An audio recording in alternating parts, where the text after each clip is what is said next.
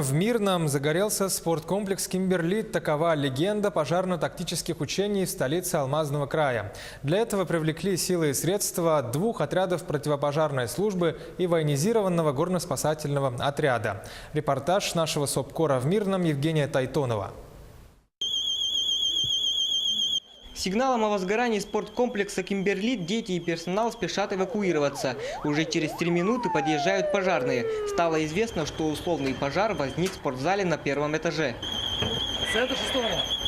На приеме. По информации представителя объекта, из объекта выведено около 30 человек. Предположительно, в здании еще остались около 6 человек.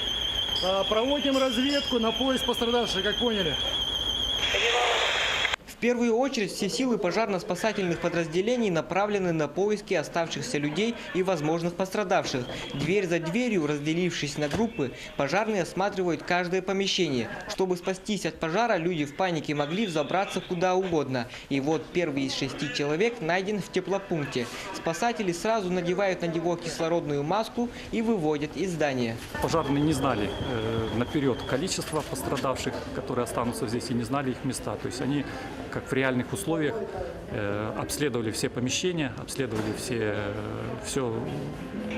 все здание до тех пор, пока не нашли данных пострадавших. Пожарные подразделения, они справились с поставленной задачей. Все отработали замечательно. Тренерский состав собрал своих детей, вывел оперативно на улицу.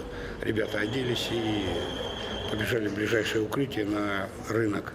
После эвакуации пожар ликвидировали. Казалось, все закончено. Но вдруг дежурный бьет тревогу. В течение 10 минут звено не выходит на связь. Требую отправить резервное звено ГНСС на поиски 921 звена.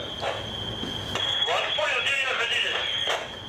Где? На 2-м этаже? Где было? Находились в данный момент на 2-м этаже, с правой стороны здания, с севера получается. На поиски коллег бросают резервные силы. Через пару минут их удалось отыскать и вывести из здания. Такие масштабные учения в Мирном проводятся каждый месяц. На поиски пропавших и ликвидацию возгорания пожарным потребовалось 20 минут. Евгений Тайтонов, Марьяна Кутукова, Мирный.